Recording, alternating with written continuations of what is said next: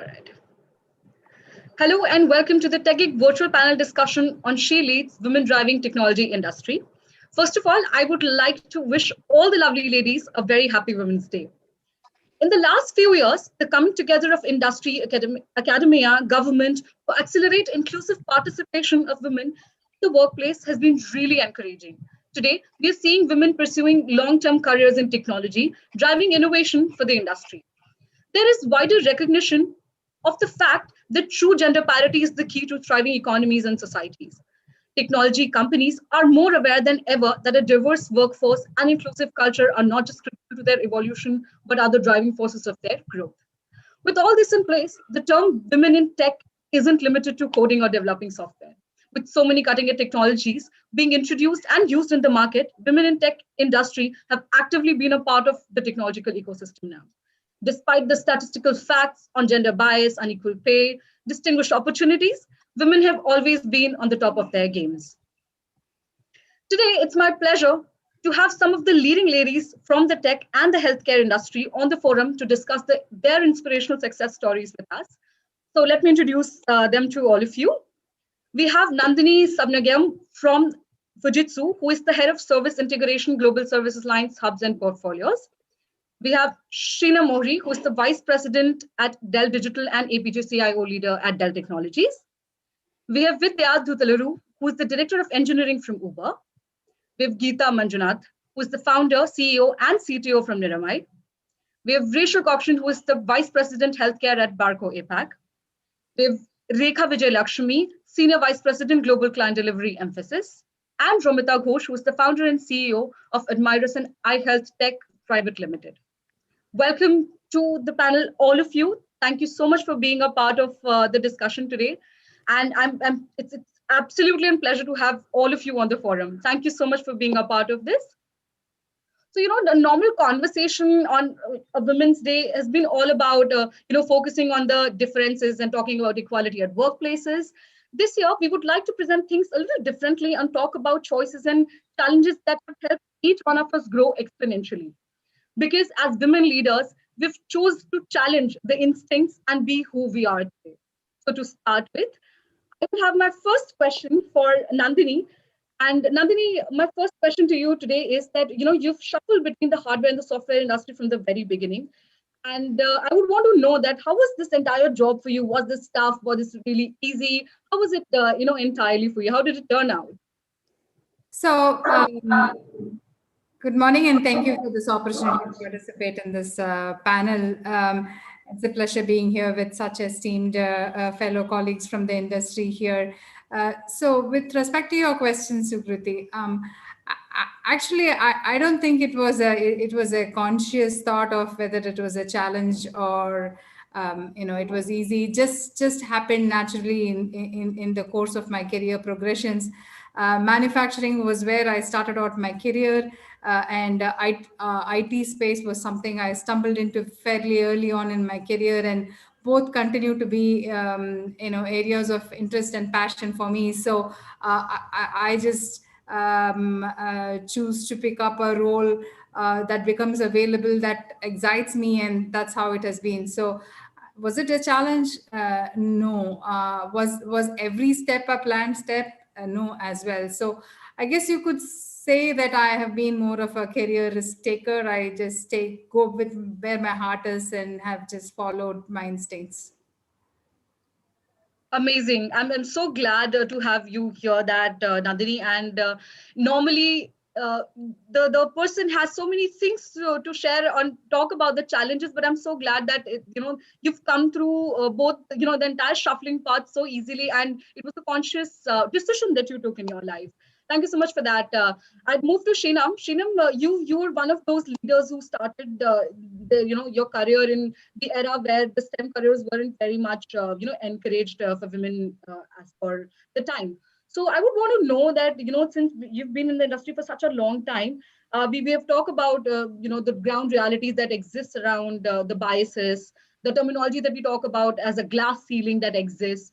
After all this, I would want to help me understand that how can women techies overcome the self-doubt and confidently work on the instinct of the right decision making, and how have you done it so far?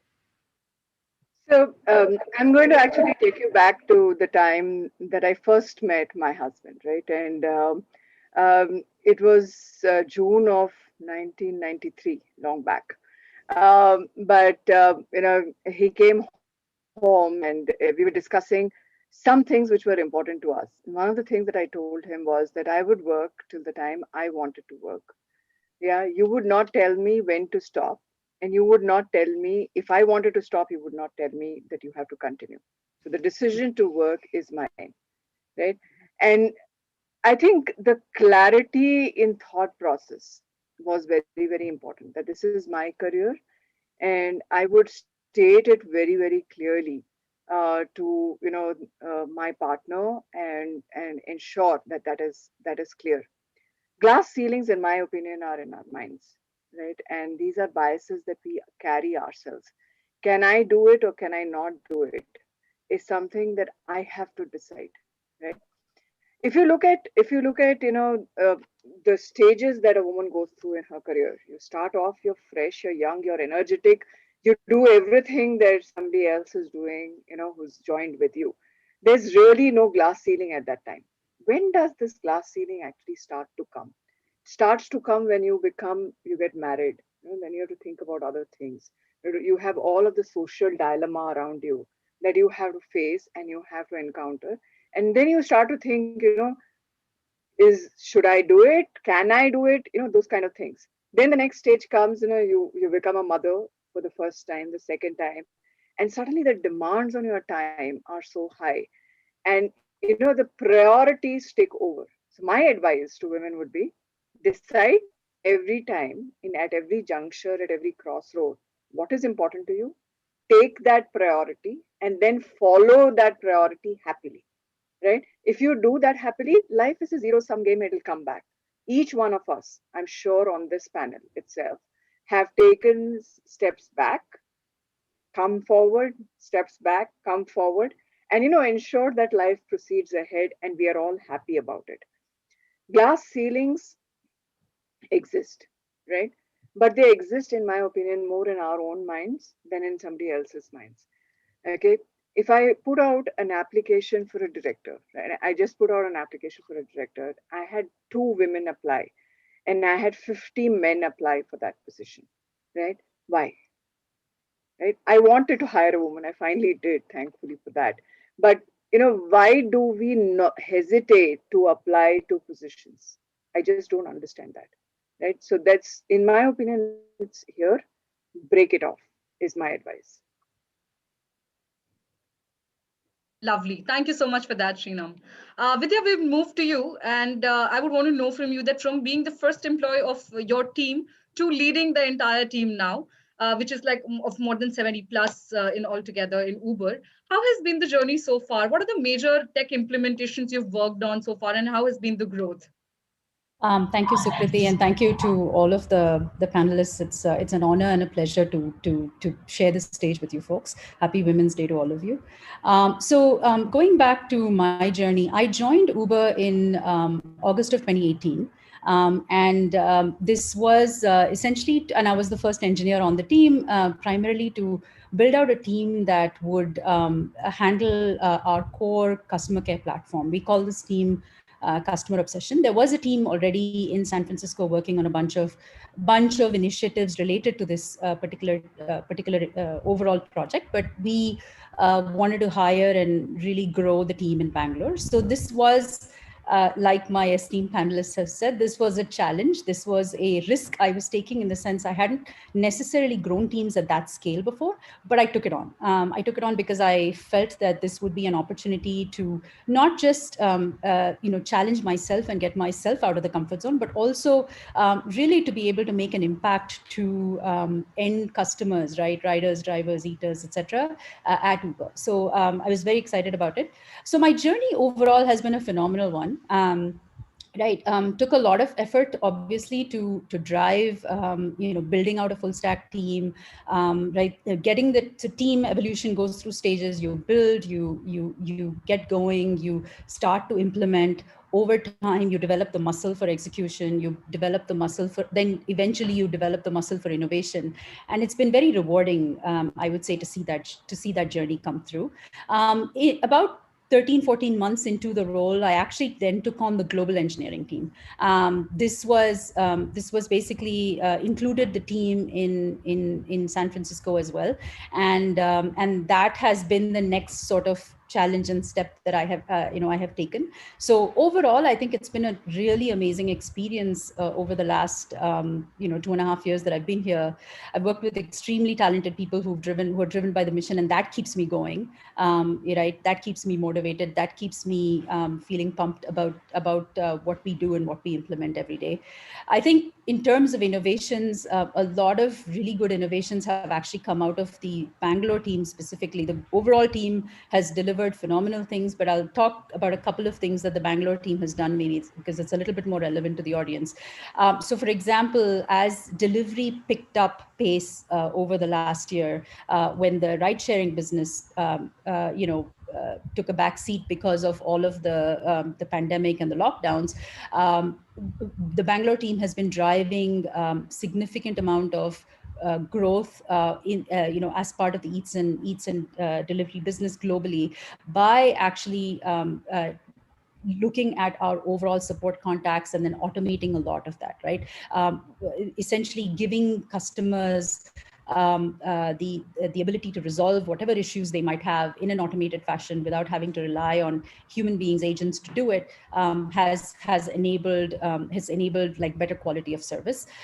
We've also done a fair amount of innovation to help our driver partners during this time.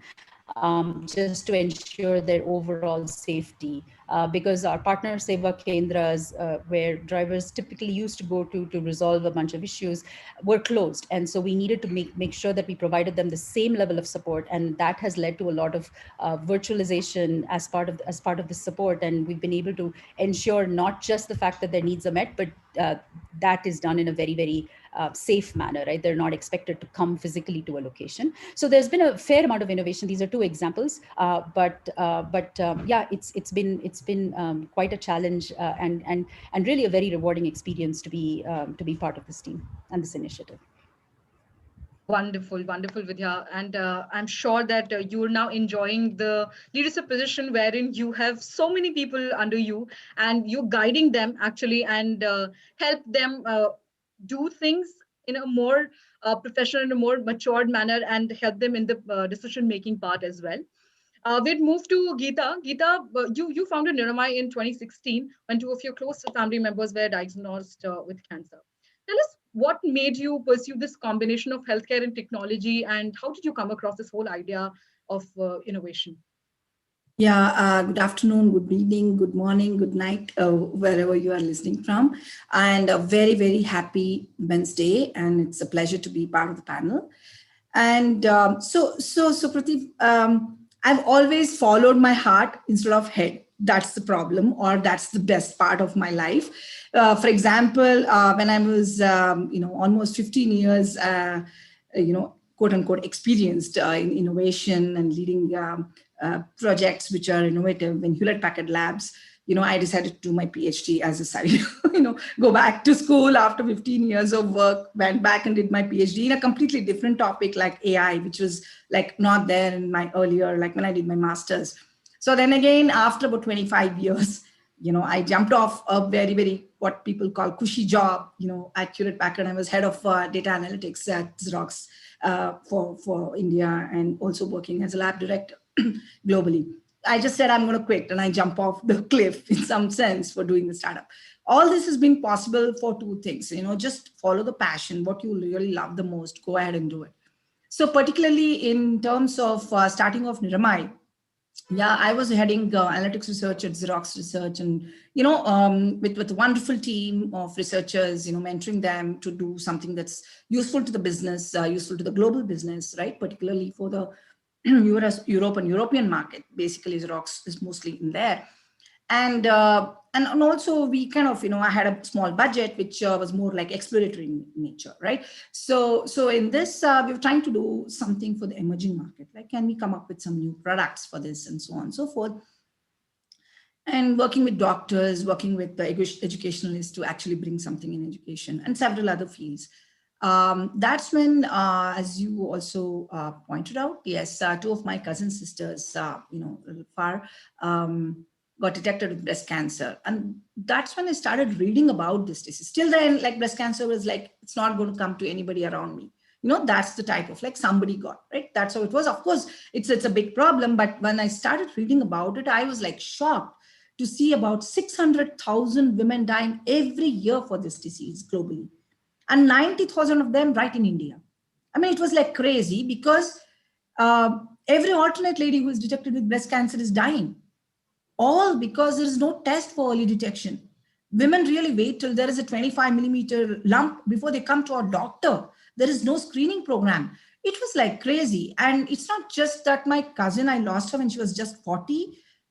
Of course, that kind of troubled me, and that was the trigger to actually read up all of this. I started thinking, as a technologist, innovating for the world and so on, what are we doing here, right? I mean, so many women dying, and breast cancer is one of the most curable diseases of all cancers, right? And a person, if detected early, can live for 30, 40, 50 years, healthy living, go back to work, all of that.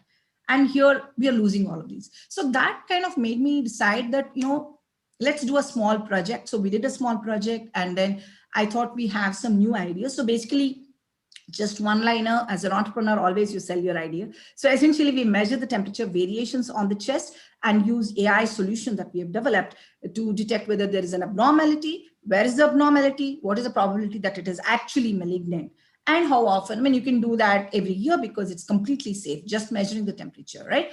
And then it does work on women under 45 years of age, which was a major, major gap in current screening methods. Several other things, affordability, accessibility, and all of that. So then I said, okay, so the last 4 years have been an excellent learning experience every day. I didn't know anything about doing a startup. In fact, I didn't know what an equity means. And it was like crazy. Of course, I was a manager. I knew how to build products and how to manage people a little bit and so on and so forth. I also had a micro MBA, but that only teaches you stuff on the Excel sheet, right? But when you jump off, what are the hot problems on the ground, and you can learn. Just be the confident person. You can do it. If you don't do it, that's what was my thought process. If I don't jump off, nobody's going to solve this breast cancer problem. That's what I thought. I mean, I felt like magnanimous. I'm going to do this, right? It's been extremely challenging every day, going to a doctor and saying, boss, you've been reading about mammography. That's what you read all the, like that. That's not what you want to use. This is what you want to say. Like, what are you mad? You're not even a medical doctor, right? You are telling me. So that's where it started. And I'm so glad now there are hundreds of doctors who are recommending this test. We have done 35,000 screenings in India alone, more than 15 cities offering this, big hospitals like Apollo, HCG, all of them offering our solution. COVID struck, and we said, okay, let's do something about it. So we have started home screening, and so anyone can come to our website, register for screening, and they can. So all this had a lot of learning. What I would say, like to my 2 cents, is follow your heart, right? And women are very good at managing multiple things. I completely agree with many of the points made by the previous panelists. Particularly, of course, we have multiple worlds to manage, right? At home, at office, and in your heart, head, all of that, right? And you need to prioritize different things. I do have 2 kids now, like they're no more called kids, but yeah. So at some point in time, yes, I had to take a 6-month break and all of that, but you can come back, right? So follow your passion, be confident, and don't hesitate to ask for help. You are open to be learning. I mean, you have to be open to learn every day. Everyone will not know everything when you start doing something. It's okay. You can learn on the job and go for it. That's an amazing initiative, Geeta, I must say. And I'm so glad that, as women, we are standing for each other, and we are actually trying to understand the problems that exist. And we are just there to help each other there and there. Yes, Rekha, you're about to say something. Oh, no, I was trying to clap. Okay. Amazing. We all can do that, actually. We all can do that. And this is pretty impressive, Geeta. And all of us, I'm sure, are immensely happy that something of this sort of, on the terms of health, which is one of the most neglected part for a woman's career when it comes to the responsibilities that she addresses. This is one of the most ignored aspects that is never taken care of, actually. So I'm so glad that you're taking this up. All the very best. Moving to Rachel. Rachel, over the course of years, you have held key leadership positions with global healthcare leaders like GE, Abbott, and Becton Dixon. So has your journey been exciting or challenging? How has it been so far? No problem. It's a very good question, and happy International Women's Day to everyone, and wherever you may be dialing in from. It's a super exciting day, and being involved in such a panel as this is a huge honour. So I started my career as a mechanical engineer, a little bit of an unusual choice as a female, but I really enjoyed, maths and science and what it could potentially do. And as an extension of that, I was excited about what that could do in healthcare. So I specialize in medical devices. And so the power and potential of technology and how it can basically solve healthcare problems was what was so exciting to me. But I was definitely naive. I really thought that it would have been maybe not easier, but definitely as a female, you do stumble across things that I thought would have been, back in the 1950s, right? So things like the pay gap, I do actually know what other people are being paid as, the same as my role back in the day as a mechanical engineer. And when I approached my bosses at the time, I was told that, well, actually, he's got a mortgage and you don't. And that was kind of the reason that was given. And there's so many other stories I can provide. And I'm sure if we, wanted to compare notes with multiple people on the call, we all have stories of those such things. So it was definitely a little bit harder than I thought, but I think there's two things that are probably worth talking about. And the first is, I guess, overall, I had a goal. And the goal still, remains the same. And, that is, wouldn't it be great to lead a medical device company one day? I was so jealous of the people who got to make a decision on, where the company goes, what's the strategy, how does it get there? How do we deploy resources to get there? What's the vision? How do we collaborate to make it happen? How do we bring the technology to patients and do it in a way that's cheaper or more cost effective or can access more people? So I was always jealous of people who are in that position, and that's less, I guess, of following your passion and more focusing on or following people who you're jealous of, I guess, which is a little bit different. But I think one of the messages that I'd like to give to anyone who is on the webinar is, yes, it might be a little bit hard at some points in time, and definitely it was harder than I thought, and I stumbled across things that I thought, wow, I grew up in Australia, right, where I thought things were much more, open in terms of diversity and valuing women and those sorts of things. I thought, gee, things are not what I thought. But in those more difficult times, definitely ask for help. And the places that I found help were never who I expected from. So the people who were perhaps in a leadership role who I thought maybe had that responsibility, or who I reported to, or who were my, supervisors here, there, and everywhere, or were in HR or whatever.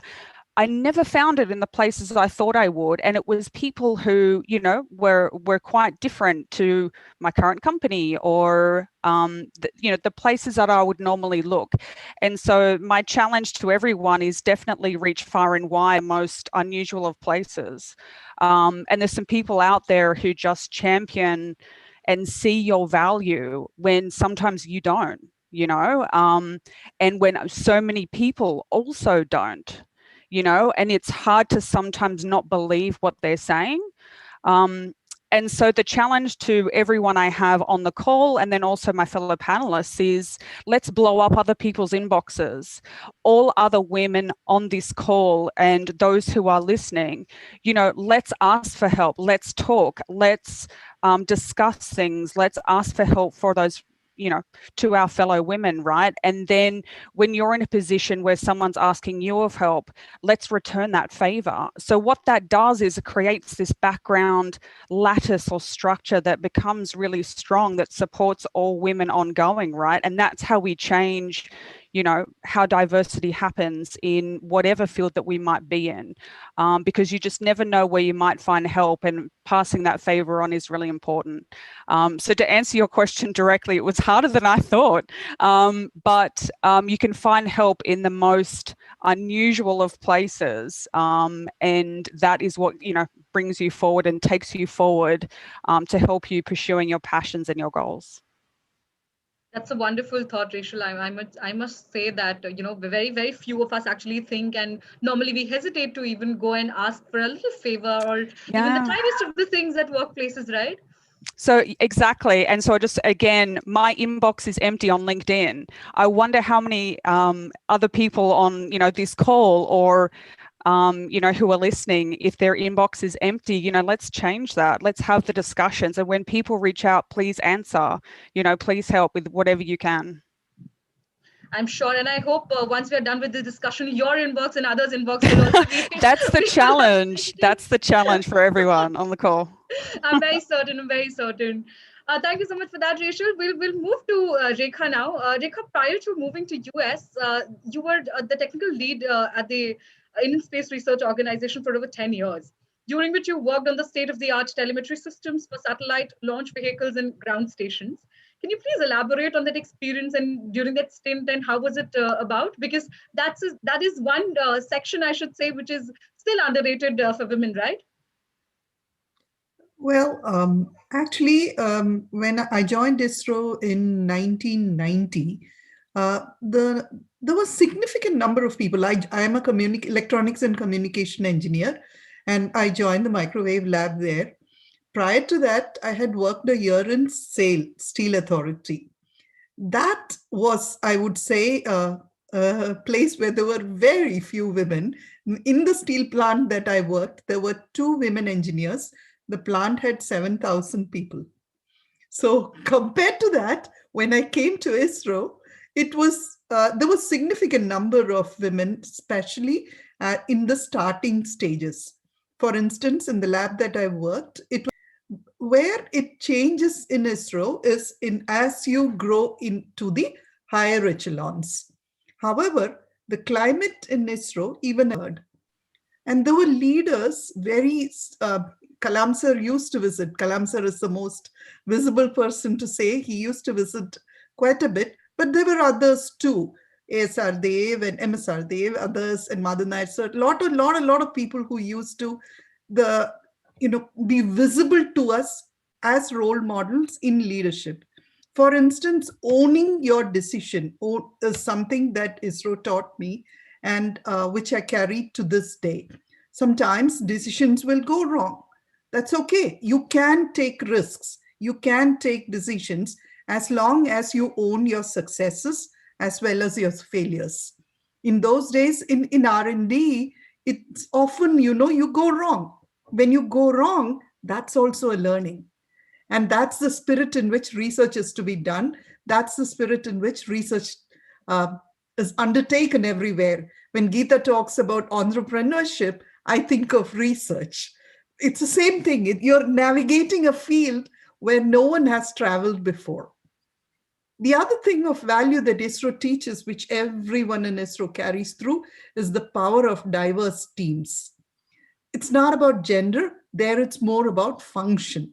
It's all these functions that come together, mechanical, electrical, electronic. Everywhere you see this synchronicity of various people, of diverse groups come together, be voices from different folk, that strengthens the decisions, that strengthens technology. These are lessons that I carry forward, and these are lessons that I think help me in navigate the world. The other thing that I would bring to people again from ISRO is that it's okay if you don't know. You can always learn, because research is progressive elaboration. Every step, as you navigate each step, the next step becomes clear. And then the next step. And you read, you learn, you ask people, you put in different viewpoints, you make mistakes, and you grow. All these are lessons that everyone can learn from ISRO. That's how I would say. Thank you so much for sharing that, Rekha. I can say that I can firmly say that the changes are there, and on the ground reality, things are actually different from what we normally perceive outside. Being in government organization, as you said, it's all about the functionality and the responsibility and your excellence that you own in terms of the functions that you actually are responsible for. So I'm so glad that things have been so positive for you. Thank you so much for sharing those elements with us. We'll move to Romita now. Romita, you are a real warrior amongst all of us here, I should say. Tell us about your convictions of being a businesswoman and the age when you actually had that in your mind. How did you carve your way out to lead two tech startups, health tech startups right now? Yeah, so it was more of destiny that decided that for me, because so so when I was 13, I was diagnosed with blood cancer, and the diagnosis itself took 1.5 years, and a very painful process back then, because a lot of drugs, diagnostics weren't available, they were imported. So, and after that, this was a schooling age, and the society was very close. My parents didn't know how to deal with that. So there was this hush hush about everything. And they didn't tell me anything. I found it out. And so there is no transparency between the doctors and parents. I'm having to leave the room while they are discussing. I can't give answers to why I'm not showing up in school. My best friend is all about, you have left me alone. And after that, I start losing hair due to chemotherapy. And then it's just not enough because I have to go for radiation, and that affects my thyroid. So then I have hypothyroidism, and I was a sports person. I wouldn't gain a particular height after that. So I had to leave that game. So on and so forth. But this was a personal struggle. While I was struggling, there was also something parallelly happening. That was, I got exposed to a system that was closed, the healthcare system of India back then, as well as the mental, socio-economic factor which is associated with a terminal disease or diseases like cancer, so on and so forth. So, for example, at such an age, you don't understand why, while my parents could afford my treatment, I was told that all these people that you see as well, they are not destined to live because they don't have the money to afford that treatment. And I have seen people forking up from all over India to those particular hospitals in Mumbai. So I was pretty lucky because I was based out of Mumbai. My parents had money, and we had connections with best doctors in the world. And as a child, 14-year-old, you don't understand why money has to decide who gets to live and who not. And mind you, all of them have sold their land, properties, staying in a hotel just to get treatment. At times, at a terminal stage, they have to decide, because anyway the person might die, the money would also seep in, whether or not there should be any attempt to go for treatment or not. So these were the scenario I was exposed to versus another girl who was studying in 8th class. So I had seen so much. As a sponge, I was just absorbing. And I thought, if I get to live, I would like to change it. How, why, I don't know. But if not me, who?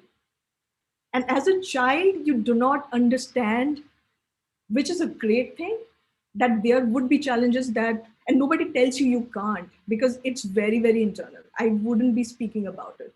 So with that razor sharp focus and the drive, I just continued. So I thought, okay, I should go to research. So I was the youngest cancer researcher as a student in India, doing research. And then I understood, okay, now we have drugs on papers already, but it's not getting published because the pharma company is not buying. Oh my God, I didn't expect this. So I shifted to industry. Industry had its own problems. So I just kept on going. Had I knew those problems, perhaps I would have not chosen to. But again, the drive was extremely personal, and that had been my purpose. Can I bridge that gap? Can I help those people for whom financials get to determine how long they're going to live? So with that focus, eventually things started falling in place. And the only thing that stayed with me is that you cannot give up. Just because our gender did not show up equally, just like others were saying in the panel, we didn't show up, right? To carve an equality, you have to show up in at least 50%. So because they haven't showed up, it is also our responsibility to show up even more, to to you know, to adjust that parity and get what we want to. And as a woman, what works in our favor is we know the whys better than men around. And if it is driven by your purpose and why, I don't think why not should be a factor. I'm so touched by this story, and I'm so glad that this perspective of asking question to yourself and why can't you do it rather than wait for somebody else to do it, right?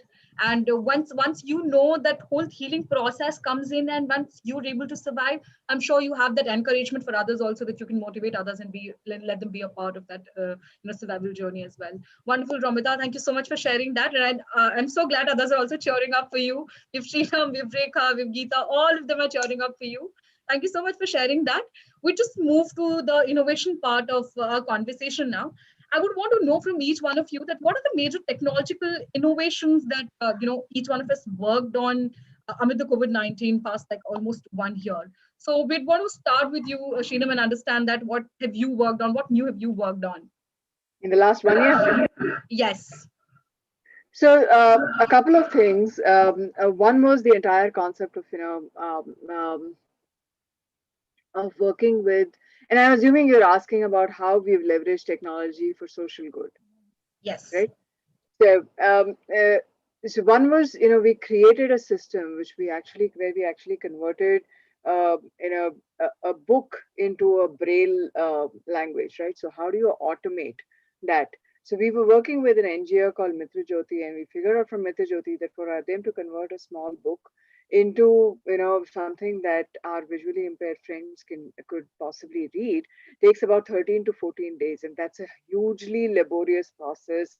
How do you do graphs with that and stuff like that? So we created a software, which went through iterations, and now that entire process takes about a day and a half, in which a day is spent actually just validating whether the system has done everything right or not. Right, so that was one of the things that the teams did at Dell Technologies, and they're super, super proud of that. The other is that we created an app called Baglur.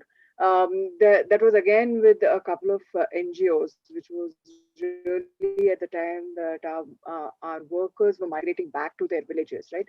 And to track, whether they were more reaching safely, whether they reached back or not, was something that this app was used. Now we're taking it into phase 2, because now these workers are coming back. So who are the people who are coming back? Are they coming back to safe places? While they are transitioning back, what is the help that they need? How do we position them into jobs that are needed? So really making it an end-to-end life cycle kind of an app. Again, working with about 3 or 4 NGOs. And the last thing that we've just very recently done, and it's in the process of being tested, and we want to put it out, is a navigation system, again, for visually impaired. Right, if you're in a new place, can you, without using stuff like IoT, which is really, really expensive, figure out an app which will read certain things which are kind of pasted on the wall to kind of navigate around. So if you go into a mall, for example, instead of using an IoT to tell you, where the lift is, where the washroom is, how do you go to some other place in the mall, how can you use certain very, very simple navigation techniques through an app is something that we are working on.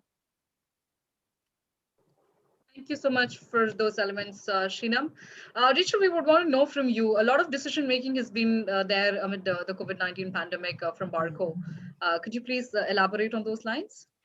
Yeah, sure, not a problem. So I look after Barco Healthcare for Asia Pacific, and one of our portfolios is about diagnosing radiology images, so CT, X-ray, MRI. And in many cases, X-ray and CT was being used as part of the COVID-19 pandemic, because you can really see when the pneumonia starts to hit the lungs on an X-ray or a CT. And in many cases in the very, very beginning of the pandemic, we didn't have many tests available. So the swab tests that we know today, they were still being developed in the very, very early days. And we didn't understand the progression of the illness as well. So again, X-ray and CT was used to monitor what happens to a COVID-19's lungs over time, as part of the development of the illness, and then as part of, getting better. Basically, is there long-term damage there? So I guess two things were done. So the first is for those who didn't necessarily see an increase in images that they needed to read as part of the COVID-19 pandemic, they needed to read in a much more safer environment. So radiologists typically go to the hospital, but necessarily you don't really want to be in the hospital if you don't have to, as part of social distancing. So we worked on technology and deployed that where a radiologist can read any kind of image in the home environment. And typically speaking, the better or the stronger resolution on your medical display, the better, because you can see more detail. And that cannot necessarily be run or viewed on a regular laptop or a regular screen that we, typically know. So we deployed technology that allowed a radiologist to really work from anywhere. And we really saw a, change in, very similar to the rest of us, on where you work. It becomes a more hybrid working environment, for example, where sometimes you might be in the hospital as a radiologist, maybe treating patients, maybe reviewing cases, or you're back home in a socially distanced environment and continuing to do your work there. On the other side, we also really saw a change. Again, I talked about hybrid workplaces. So in places like Singapore and in Australia, where we're trying to, move back to some kind of a normal. That normal is really looking like something that's hybrid. So people might go into the office for 1 or 2 days a week when they really have to see people in person or to visit customers or whatever that might be. And then the rest of the time working from home. And so, again, as Barco Healthcare, we've leveraged a technology called WeConnect, which basically allows kind of a super powered Zoom, a super powered Microsoft Teams, where you can dynamically interact with people who are physically in the office and physically at home, with things like quizzes, polls, different types of learning. And we've deployed many, even just product demonstrations on that, and just connecting with our customers in that way. So that's been really good to sort of stay connected to, the people who are, across now boundaries because we can't travel. So those are the two types of examples. And the second technology is really cloud-based, which we're still seeing, a real change and an increase in adoption across the region. Amazing. Thanks for that, Rachel. I'm sure that has helped, several organizations, several hospitals a lot in terms of, knowing the disease well, and especially the scrutiny part. We'd move to Nandini now. Nandini, what are the major things, the innovation part that you've worked on, and what new has it brought to the society altogether? So in our organization, we worked on offering called as work-life shift. Actually, I think Rachel already touched briefly about it. So very similar to that, we put together quickly a suite of solutions for our customers that enable them to migrate their workforces who are primarily office-bound employees to home-based, and eventually it will be your living room is your office, or wherever you set up your phone or your computer is the extension of your office. How do you allow collaboration to happen in this where you're actually missing the face-to-face human connect? How do you substitute that with technology? And so a whole suite of offerings around communication and collaborations. and smart working, like how do you allow people to connect from any device, and the amount of shift that organizations have had to make to enable their technology to handle thousands of their employees suddenly moving away from their office networks into remote networks and VPNs has been a huge challenge. So during the pandemic, our organization primarily focused on putting together a whole suite of offerings around what we are calling as work-life shift offerings, which many of our customers have significantly adopted it. We first tested it out for our own selves, 100,000 employees across the world. Pretty much overnight, we had to shift to working out of home offices. And in the IT industry, there are several engagement with customers where you have to work out of designated office spaces, which they call as ODCs, which have a high level of security and specific networking requirements and so on and so forth. So during the pandemic, I think all organizations had to rethink their strategy and to rethink their base requirement of what does security actually mean. What do we need in terms of a secure workspace? What do we need in terms of collaboration? So I have to say that all of our innovations during the last 1 year as an organization has been around that space of allowing the seamless work-life shift.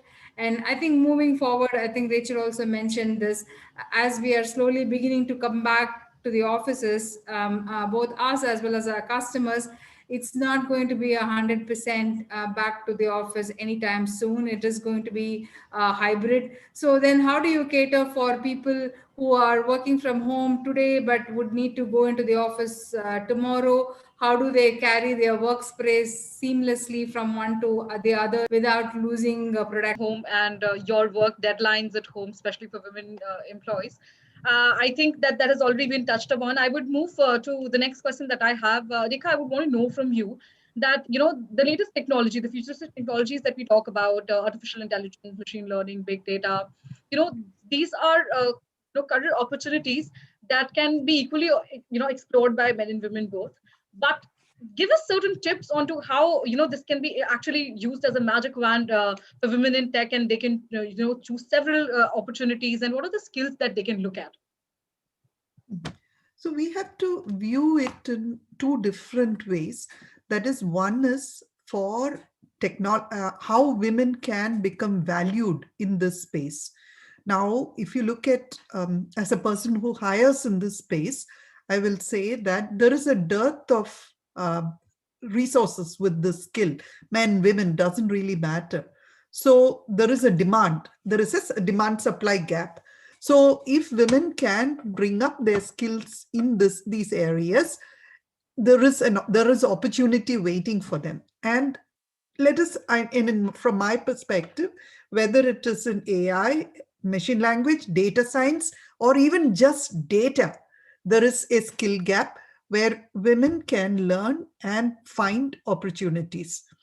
Big data, and hence its analysis of it will provide those opportunities.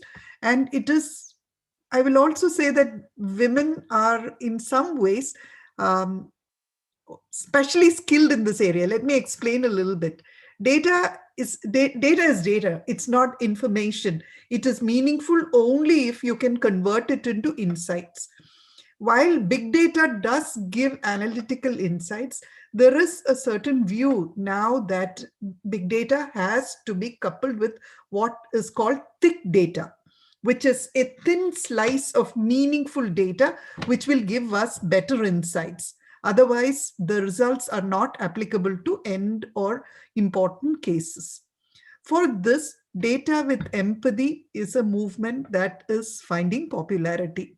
Women can find a role in that. That's one angle of it. The completely different way in which AI and other technologies of this kind will be useful to women is by taking the subjectivity out of decision making. And hence, in hiring, in promoting, there will be, I hope, there will be better data-driven decisions which will give women more opportunity. Lastly, as there is sensitivity around algorithmic bias, where the algorithms themselves are not favorable to women, and there are movements where it is getting fixed.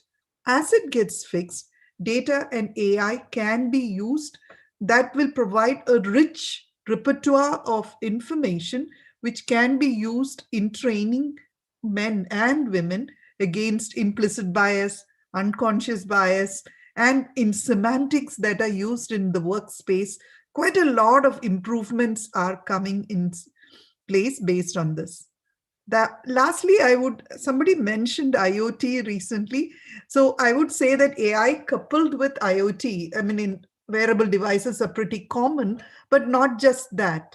Those will, I hope, aid women in making better and quicker decisions, which take the stress off of decision making at home perhaps, and hence allow them to focus stress-free at work. So in 3 different ways, I do see AI and other technologies aiding women. That was really helpful, Rekha. Thank you so much for that. We'd move to Geeta, and Geeta, I would want to understand from the health tech care perspective, you're already working on AI. So if you could just help us understand the career opportunities and the kind of research it demands, and what are the skills that one should look at. Could you just elaborate for women in tech and help us understand that? Sure. So when we talk about AI trying to solve a real problem, it requires multidisciplinary approach and collaboration across, across the board. Some of it were articulated by Rekha well. If you're trying to attack a problem, right, to solve that problem using AI, first of all, it's very, very important to understand the problem. Next, very important to understand the data. And then say, what can I do with, think about what are the useful things that you can do with the data itself. So with all this, and then of course, pick up this problem, pick up this data, make sure, all the sort of the validation across these different attributes are taken care of, which is more semantic in nature, like domain driven in nature, as well as finally, of course, you have to build the models, which are like slightly more mathematical and programmatic kind of skills that are required. And then testing requires a lot of clinical, understanding. You need to write clinical protocols to say whether your model works or not. So there's a lot of collaboration and partnership that is there. Finally, of course, publication. If somebody who is very interested in research, this whole piece becomes much, even clinical research is very, very interesting. Finally, you have to sell it. So there's a business aspect that is coming in, a pricing aspect that is coming in, marketing aspect that's coming in. So it's really, when you say AI, it's not necessarily that small machine learning algorithm that works. Of course, that's very, very critical. And this whole gamut of things is something that a lady can choose based on her own skills, her own liking, her own passion. Just one small, I would say, tip for people who want to work in machine learning alone, right? The core computer science aspect, programming aspects of it. What typically happens is that anyone who programs can now write AI-based solutions, because the API-based programming has now come to AI as well, right? You have Java, Python, even Node.js. You can start doing programs which work with data and generate useful insights. But what I would request is, don't look at these APIs or these program packages as black box. Try to understand what's going on behind the sort of the actual call you're doing. Unless you understand what's happening inside, behind the scene, it becomes very difficult to get actual good performance. Otherwise, it will only be a mediocre machine learning, and it's not going to be comparable to several other data science. So don't hesitate. Go in, pick up a book. Again, like we said, right? Every person is actually learning about AI, and AI itself, the machine learning algorithms itself, is changing so much every day. Like we have deep learning, and now we have even generative adversarial networks where you can actually generate this data and so on and so forth. So every day there is new change that's happening. So if you don't know, that's fine. Pick up a pattern recognition book, start reading. If you don't understand, just ask for help, and then try to go into it. Don't try to shut off like, that's complex. No, it is not complex. Go into it, you'll find it. And there's immense number of videos available on YouTube and other channels, right? Which will make you go through the individual requirements. So I think this is very important. If you want to really solve the problem with a machine learning based, go into it, right? Try to understand a little bit of the math as well. That will help. And rest of the things, it's a huge gamut of skills that are needed, and whichever you like most, you're passionate about, and you feel you're good at, just pick it. Don't worry about, like, even user-centered design. Even that is very, very important. So the overall gamut of things is very, very important. So I think that start of kicking start something is very important, Geeta, right? But once you decide that you want to actually explore something, you should just go for it rather than just pondering upon whether I should go for it. And there are lots of data sets on the web you can download and start playing with it. Absolutely.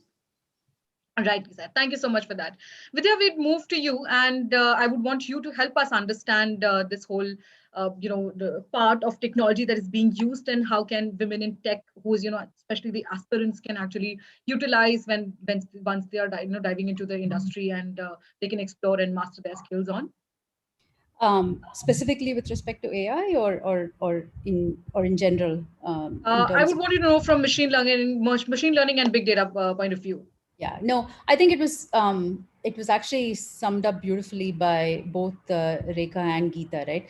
I think the key thing is the one thing I'd like to emphasize on even further beyond what Dr. Geeta was saying is really get to the basics, right? I think today there are a lot of because AI and ML are considered like the buzz words and the buzz sort of technical skills that you can develop.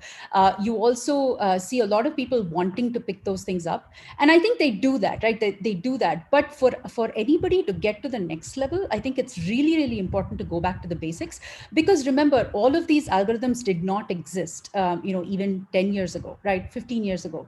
It's constantly evolving and constantly changing, and I think more and more algorithms are going to come out. I mean, today we have like significant amount of democratization, right? I mean, we have tool sets available which have all these algorithms readily coded.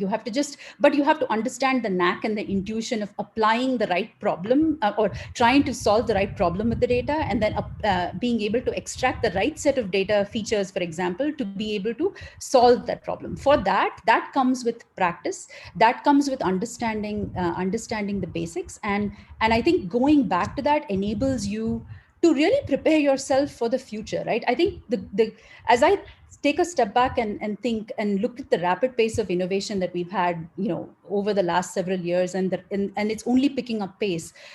What's evident is what we know today is probably not going to be in vogue tomorrow, right? There's going to be more and more and more advancements and innovation. Just if you look back at the last year, the world faced an unprecedented situation, and we rallied, and there have been so many innovations, right? Similarly, I think what we know today, we really don't know what tomorrow brings. And for women to be, and men, right, to be best prepared to solve these problems in the future, I think keeping an open mind and learning what is there and being prepared to relearn and reskill, again, with an open mind, is probably the key, right? So for that, I think going into the depths and learning from the basics is actually something that's going to really catapult one to success, right? So that's kind of what I would like to summarize with. Thank you, Vidya. Thank you so much for that. Romita, I have a different question for you, and I would want others also to add their valued inputs here. Tell me about what does the digital future look like for women in tech? What are the several opportunities, the upcoming opportunities, career domains that they can explore? Sure. So we women have a gift of focus and conceptualization. So which is why we can add a lot of value in AI, ML, DL, and big data, because the way we perceive things and our ability to converge art and science would have a massive impact. So I see femtech really coming big time, wherein women as a whole and women in tech as a whole can bring a lot of value. Also, it is important to bring out the fact that AI or ML, DL, they are not a product in themselves. They are solving a need which was anyway was being solved.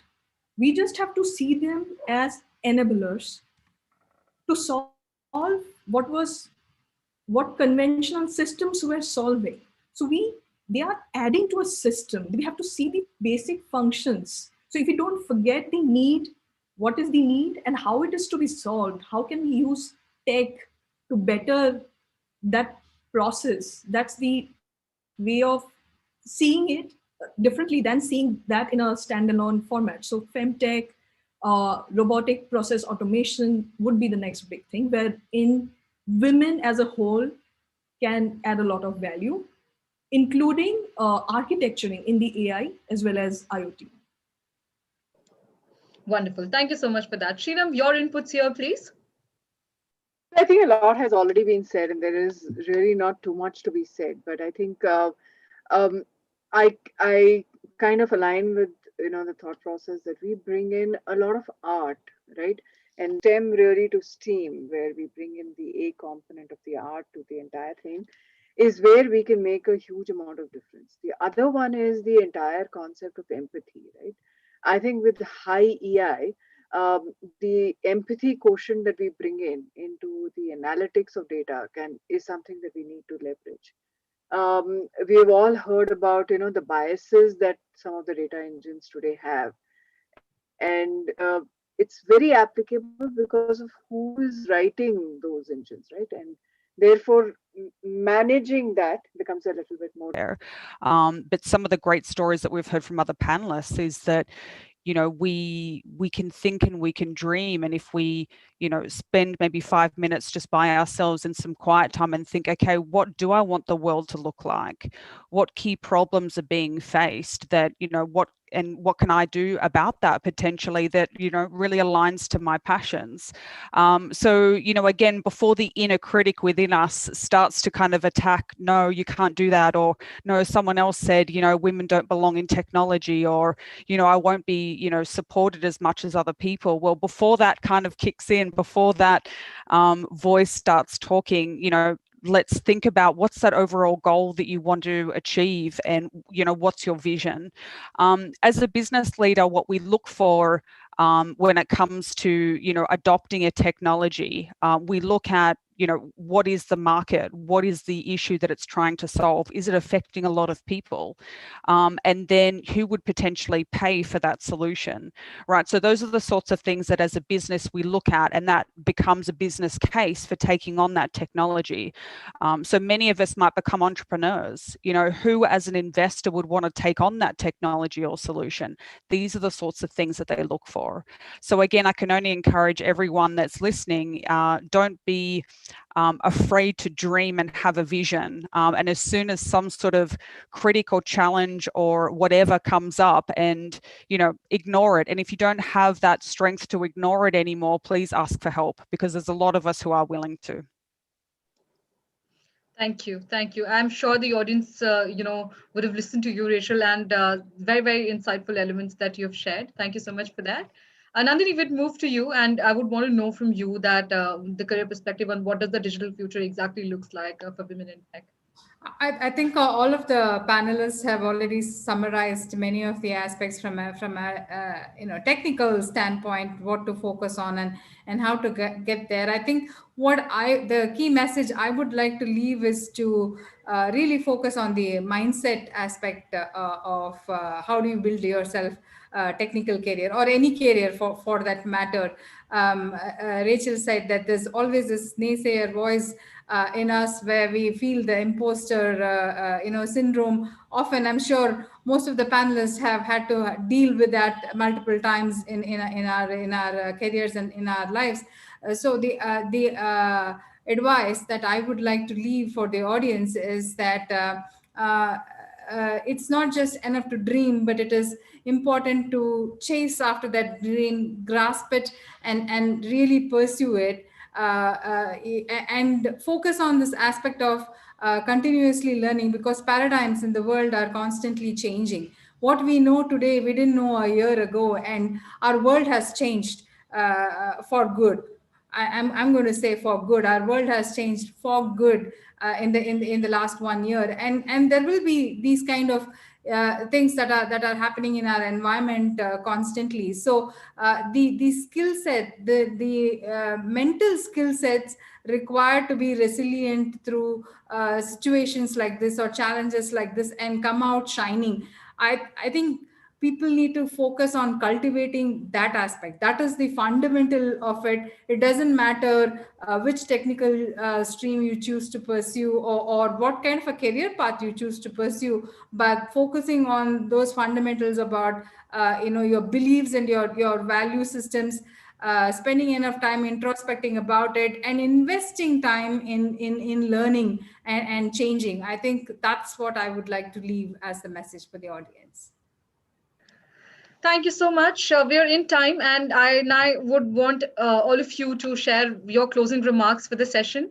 And I would really, really thank each one of you for this wonderful, very motivational and insightful discussion. Can I have the closing remarks from all of you? We'd start with Vidya. No, thank you so much for this, Sukriti. I think it's been a phenomenal discussion. I have learned so much individually from each of these panelists. It's been really enriching. So thank you. All I'd like to leave with is for folks listening as well, right? Just I think few things that other panelists touched upon. Take risks and be a lifelong learner, right? That'll never go wrong. Be a lifelong learner. Keep jumping to the next challenge when you feel, when your heart tells you it's right. Go for it. Don't think in your head that you can't do it. Just go for it, and you'll often see that that your instincts were right. So so that's what I'd like to leave this with. Thank you, Ramita. So in case you have doubts, I would suggest that reflect on the lowest low in your life, and suddenly you would see that everything else is just better than that. So there's no right and wrong, and COVID has shown that whatever was wrong suddenly became the right. So what's your right for you, right for your business? Just stick to that, and eventually that would fit into its place. Thank you. Thank you so much for that. Rachel? Yeah, I think sometimes it can be hard when you're, busy working away as a woman in tech, that there's, maybe some few role models, or you think maybe people, don't make it past, some entry-level roles in tech. But I think what today's panelists have shown is, it is very possible. They might have faced challenges along the way, but it's definitely possible to solve really big problems in society, and bring people along, with that solution, and to make a real difference. So I just wanted to outline and say thank you to everyone that's on the panel, and for this great opportunity, and happy International Women's Day. Thank you, Rachel. Same to you. Nandini would have a closing remark from you now. Yeah, I think like Vidya said, I'm deeply inspired by all of the panelists and their stories and their journeys of how they have gotten here. Thank you for this opportunity, and it's a privilege being part of this panel. My closing remarks to all those listening in would be simply to say, challenge the boundaries that limit you, because the boundaries are first in our minds before they manifest outside. So there are no boundaries. Continue to challenge them. Wonderful. Thank you so much. Geeta? Yeah, again, thanks a lot. It was an excellent panel, an excellent discussion, learning from each other here. 2 cents to the audience. Don't be afraid, right? And follow your heart. And thirdly, with due credits to Sri Ravishankar ji, don't be a football for others' opinions. Just go for it. Don't worry about what others say. All the best. Wonderful. Thank you so much for that. Rekha? Yeah, but first, truly humbled by this panel. Wonderful to be with all of you. Thank you, Sukriti, for inviting me. For the audience, I have 2 things to say, especially for the younger group. Spend some time knowing your purpose. It is worth doing that early in the career to find out what is it that you really want to do. It prevents a lot of wandering in the later stages. It'll make a huge difference. this last 1 year, due to the work from home, it actually has opened up so many avenues for women. Combine software and work from home, and you can become an entrepreneur, a gig worker. You can become anything within the boundaries of your home. Suddenly, so many shackles are removed. So I think that it is the right time for women to enter tech in a big way and to, show the world how much of a difference we can make. So that's my message for the audience. Lovely. Thank you so much for that, Rekha. Shinam, your closing remarks? So I think, like everybody else has said, I have learned immensely here and made some new acquaintances, and hopefully we'll be able to carry on, this new cohort of networking that we started out today. Um, uh, some very powerful stories today. So for people who are not yet inspired, what I would tell them is ask yourself what is inspirational for you, and maybe you will just find that inspiration within yourself, right? And some of the things that I do to myself, when I'm low, or I'm at a stage where I'm a little confused, is ask myself a lot of whys, right? I make myself really more uncomfortable, and out of that discomfort sometimes comes awareness that can be very powerful and can be a game changer for that moment. So are you your biggest critic is a question that I would want to leave everybody with. Thank you so much for that. I'm overwhelmed with the thoughts and the elements, the insights that each one of you have shared. Thank you so much. It was indeed an inspirational panel discussion, I should say. Thank you so much for sharing your thoughts and your knowledge and experience with each one of us here, with me, with our audience. And I myself have learned so much. Thank you for all the inspirational stories that you've shared from your past and your career. It was wonderful and a pleasure to have each one of you. Thank you so much. Have a great day. Thank you, everyone. Happy Women's Day once again. Thank you. Thank you.